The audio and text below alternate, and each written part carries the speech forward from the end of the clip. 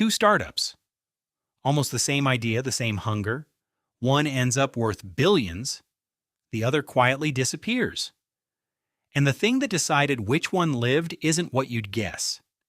It wasn't the idea. It wasn't the team. It wasn't even the money. I wanted the real answer, not the advice everyone repeats. So I did something obsessive. I pulled together hundreds of startups, the legends and the forgotten failures, and scored everyone on 5 things: the idea, the team and execution, the business model, the funding, and the timing. Then I ranked which mattered most. And the answer broke almost everything I believed. Like you, I always thought the idea was the whole game, the perfect concept, the lightning bolt moment. That's the story we're sold. But when I added up the numbers, the idea landed in 3rd place. The team and execution came second, and that made sense. There's a line from Mike Tyson I keep coming back to. Everyone has a plan until they get punched in the face. The customer is the punch. A great team is the one still standing and still adapting after reality hits. But the number one factor, ahead of everything by a wide margin, was the one almost nobody talks about: timing. It explained close to half the difference between the winners and the dead. Not the idea, not the founders, not the cash, simply when. The business model and the funding came dead last. You can launch without a real model and figure it out later if people genuinely want what you've made. And if you're growing, the money comes to find you. Look at Airbnb. Smart investors said no. Nobody will rent a room to a stranger. But Airbnb arrived in the middle of a brutal recession, and people needed cash so badly they opened their doors. The timing turned something insane into something normal. Same with Uber, good model, sharp execution.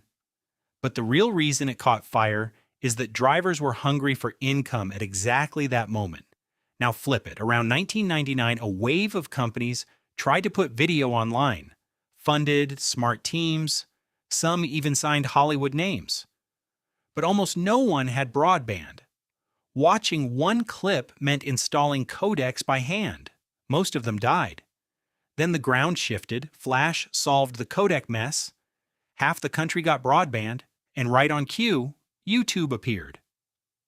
Same basic idea, far better moment. It didn't even have a business model. It just showed up when the world was finally ready, and that was enough. So what is timing really? It's whether the world is ready for what you're offering.